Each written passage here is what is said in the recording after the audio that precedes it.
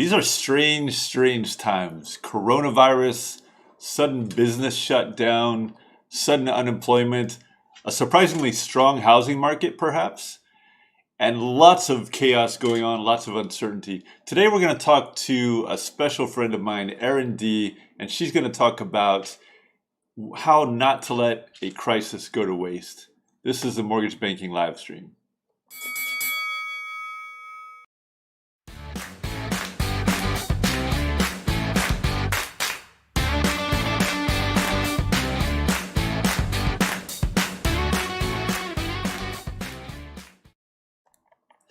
Welcome. This is the Mortgage Banking live stream. Today is September 2nd, 2020. We are here to educate, to connect people to information and others, and to entertain. We're going to do a quick business update today, and then we're going to jump right into our special guest, Erin Dee, who is COO of Loan People and very active in the industry. She's a rising star. She's a shining star. She's everything that you can want in a COO. And we're very excited to have her on. If you have any questions or you have any topics that you want us to address on this live stream, feel free to either text me, to email me. My contact information is in the YouTube channel, just in the description below. And it's very easy. I read all of the comments. I read all of the suggestions. And we try to get, if you have good topics that you want addressed, then just let us know. And we try to get to all of that. A couple shouts out before we get started. Texas MBA. Texas MBA is having its mortgage symposium and reverse mortgage day. Those dates have been moved to November 17th and 18th. They're virtual. Make sure that you register. Texas MBA is a fantastic organization. As you know, I love the TMBA. Erin Dee is a board member at TMBA, and we'll be talking to her just shortly. And I think she would agree with me that there is a lot of good people. There's a lot of good information, a lot of good content. She's been involved in putting together some of these conferences, a true leader, and one person that you certainly want to know. And we'll get to know a little bit more today. Special thanks to a few friends. Thanks for the support. Doreen Gusar at Roostify. Thank you, Doreen. Dustin Pfluger. Dustin is a CPA that we've had actually on the show. Dustin's also very active in TMBA. And Dustin, it's good to see you. Thank you very much. Trey Worley. Trey, thank you. Trey is actually a former president of the TMBA. And to all these good people, I thank you for the support and the encouragement. A couple of pieces here about the mortgage industry. As you know, housing is pretty strong at the moment, and hopefully will continue to be so. The MBA just put out some data that IMB, Independent Mortgage Bank, production and profits soared in the second quarter of this year.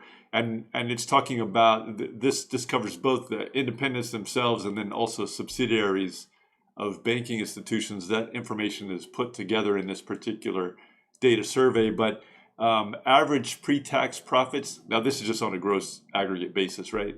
167 bips in second quarter. That is far in excess of what we have seen in recent years. It just continues to get stronger. And part of the reason is because of some of the awesome people that we have in this industry really making good things happen. Even in the pandemic, lots of people figuring out ways to make sure that homeowners are able to get home loans so they can purchase those homes or take advantage of the amazing refi rates that we have right now. And so lots of good people here in Texas and across the nation doing lots of great things. Mortgage apps actually decreased a little bit, 2% or so as compared to last week. So the mortgage apps numbers are a little bit down, but nevertheless still at historic rates.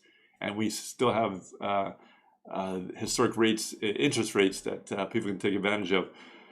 A couple of other areas that you might want to think about. So the White House is starting to think hard about what might be coming down the road in terms of the end of the moratoria on evictions and some of the problems that might cause, especially as we roll into the fall and winter months, and especially as the coronavirus remains in large ways still unchecked and untamed. And so there's some movements at the White House and an executive order that's designed to try to help in terms of limiting evictions. And then some of the trade associations are also encouraging Congress to get involved. And of course, this is an election year, right? So there's a lot of back and forth between the administration and especially the Dems in Congress, but all around, lots of people really trying to help, but also lots of people feeling that this is an election year. They got to position themselves in the right way as they roll into the election, and you get to hire your representatives and your president, and that's a great thing. So everybody is trying to get rehired or hired in that sense. A couple other shouts out before we move on. James Eiley, James at Cross Country Mortgage. Thank you, James. Valerie Hedlund. Valerie's out there. She has her own law office now. And Valerie, I've known you for a long time, and I appreciate the support. It's great to see you here. Heather Sanchez, Heather at Magnolia Bank. Thank you, Heather. We do appreciate it here at the Mortgage Banking Livestream. So let's jump to our main mission today. The main mission today is we are going to be talking to Erin Dee. Erin is COO of Loan People. It's an Austin-based independent mortgage company. I'm going to let her tell you more about it, but just know that Erin is an amazing individual, a super, super friendly person, somebody you really want to know, a true leader in our industry. And Erin, welcome to the Mortgage Banking Livestream. Good to see you here. Well, thank you. Nothing like setting very high expectations for me. I appreciate that. I will say that one of my best moments with Erin was with one of our mutual friends, Jason Gillespie, on a boat where Erin was teaching these two novices how to fish, and she can do everything. It's just lovely. Well, thank you for that. I appreciate that. Thank you very much for having me. So Erin, today we're going to talk about how to not let good crises go to waste. So what can you tell us a little bit about Loan People itself, and then what you and Loan People might be doing to take advantage of this crisis in a positive way and make it good for everybody? Yeah, absolutely. So Loan People just started this year. I spent most of 2019 getting all of the background and infrastructure set up so we could go live in January, which we did. So this year has been fun, to say the least. Like you said, based in Austin, Texas. We are right now originating loans in Texas and only Texas, which is fine because we've got a lot of business here right now as it is. But it feels like I'm living in a case study from one of my business classes right now. Okay, so you're starting a new mortgage company in the middle of a pandemic amongst record low rates. Go. So that's basically what my year has been like, and it's been great. To say the least, I think, before I go into kind of the way to turn this into a good thing is I do have to recognize that the pandemic has not been great for everybody. A lot of people lost their lives. They've lost family members. They've lost their livelihoods. This has been a tragedy, and it's been a terrible, terrible thing to happen to us. And we in the housing industry have been blessed in the sense that, we are able to continue thriving and doing what we do, and we're able to help the recovery, as you alluded to earlier today, just in the fact that we're able to help people improve their financial situations, buy a better house since they're now going to be working home, lower their interest rate and save money. And so, I think we have to just make sure that on a day-to-day basis, we have to take a step back and acknowledge how lucky and blessed we are in this industry to be in the position that we're in and to being able to help our communities the way that we have been. So, for me, I've had three big takeaways of what's really, I think, what we should look at take a bad situation and look at it in a positive light.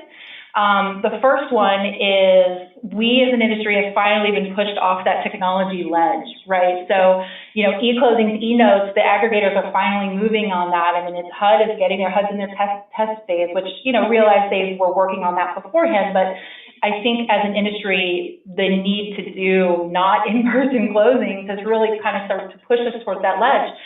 Look what happened with HUD and pushing Catalyst out. We're going through our test case phases right now, and we were concerned when this first went down that, oh my gosh, nobody's going to be at the office. We have to submit these paper files. Are we even going to be able to get through our test cases? But they've turned on Catalyst for those. And now instead of sending our paper files for insuring for the next 2 years. We get to continue to use that system. Just people working from home, and companies are kind of coming around to people from working from home because they have to. So that's kind of the first one. I think as an industry, we've just been so stodgy and stuck in our ways, and every conference I've been to for the last 5 years talked about that. I think this has helped us kind of get off that ledge. The other thing I think is great is I think we're going to see a new crop of leaders come out of this, ones that have learned to be flexible and adaptive and to realize that sometimes you don't have 6 months or a year to make a decision. The environment around us since March has been changing daily, has been changing weekly, and we have to be able to adapt and pivot to pull the old Friends reference. We have to be able to take information in quickly and make quick changes and adapt our business plans and what we're trying to do on literally a daily basis. And so I think what's going to come of that is a new crop of leaders who are more well prepared to lead companies into the future, leading a virtual remote workforce than would have happened at the beginning of the year had this not happened. So I'm excited to see the new leaders that come out of this. And third, I think it's cemented relationships. So it's like really, really great to go to happy hours and conferences, and yeah, we're good buddies, and we're good vendors, and we have great relationships. But starting in March, we saw where, hey, who's really going to stick with us through these tough times and be a good business partner to us?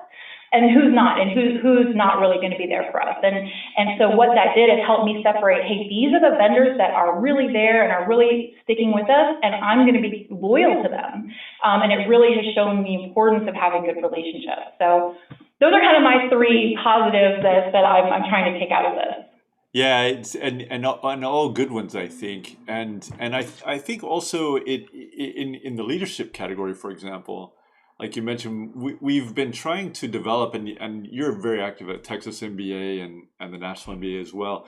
And, we've been trying to figure out ways to develop people to get into positions that they will turn into leaders, right? So sort of developing the new talent as it comes along the way. And it's been difficult.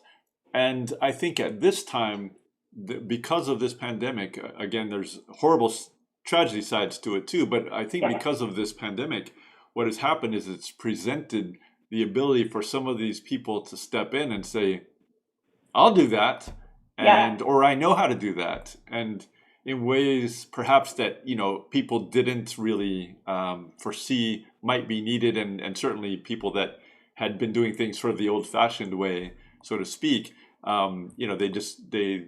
they just didn't need to or want to do things differently. And so, that's what happens when the fire breaks out. We figure out who's going to save everyone else, right? And exactly. And it's in those times of crisis that those people stand up and take charge. And I think that's a pretty amazing thing. Actually, I think we're part of the first leadership group too, with the Texas MBA that started just this past year, coincidentally, right? And maybe that was one of the, maybe that did get tossed in there for you. So now a pandemic breaks out. Do you want to talk about that experience at all? Yeah, it was a wonderful experience. I did go through the MBA's Future Leaders Program, and that program was life-changing for me. I still to this day have friends from that program and relationships that I built, and I highly encourage, people to go through the MBA program. And then, in Texas, we modeled it. It's a little bit different. It's to really help you kind of obviously be prepared for leadership positions within your own organization, but also with, to hold board roles.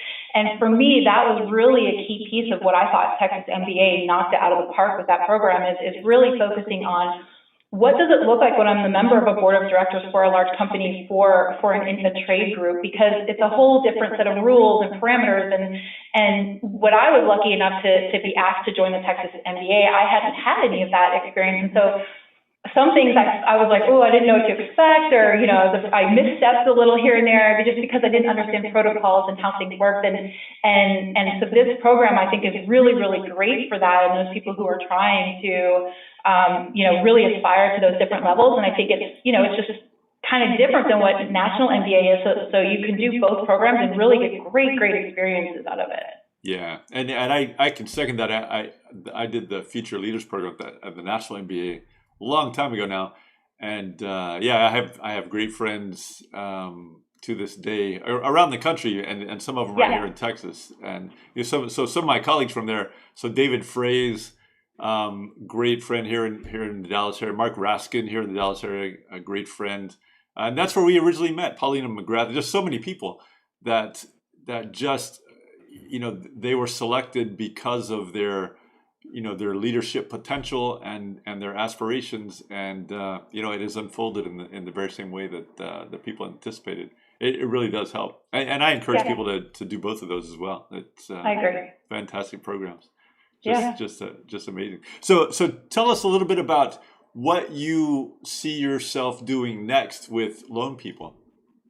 Well, right now, obviously, we being a new company, we're kind of at the point where we really solidified who we are and our process and what we're doing, and making tweaks here and there. But now we're looking to grow, and we're looking to say, hey, we want to expand the Loan People brand nationally, right? So that's really kind of what my eyes are set on next. Is now that we've trued up the model and we know what we do, we're doing well. We've seen great successes, and I realize we've been helped a lot along the way. But I think what we're doing it right. And so now I just want to be able to expand and to really build a clear, transparent company into an originator-friendly company and a people-friendly company, right? Loan People is who we are and it's what we do, and just continue to grow the brand, because I really love what I'm doing. I was given an amazing opportunity to join a great originator and what they were doing, and so I think the product is great, and I just want to continue sharing that and spreading the love wherever I can. I'm sure that if anybody can do it, you can. So we're very excited about that. Again, expectations, man, expectations. You rise to them, right? You set the expectation, you rise to the level. Well, listen, I know you're super busy, and I appreciate you taking some time with us today. It's always great to see you, a true friend of the industry and a true leader, and we really do appreciate it. I will say for anybody who likes this type of information, we do try to get information and good leaders on, like Erin here. And so if you find this information helpful, share this with your friends, or click a like or subscribe, and we can try to make sure that everybody gets the information and everybody gets to meet amazing people like Erin. So Erin, thank you again so much. And thank you, my pleasure. I'd love to, if I could, since we've talked so much about Texas MBA, is give a shout out to the annual in May 2nd through the 4th in Fort Worth at the Fort Worth Omni.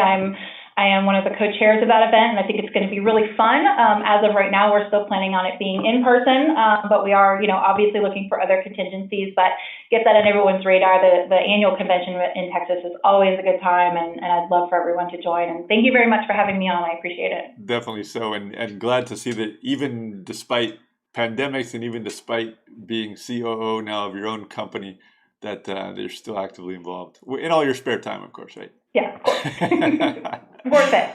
All right. Well, listen, everyone have a great week, and we will talk to you again soon. This is Mortgage Banking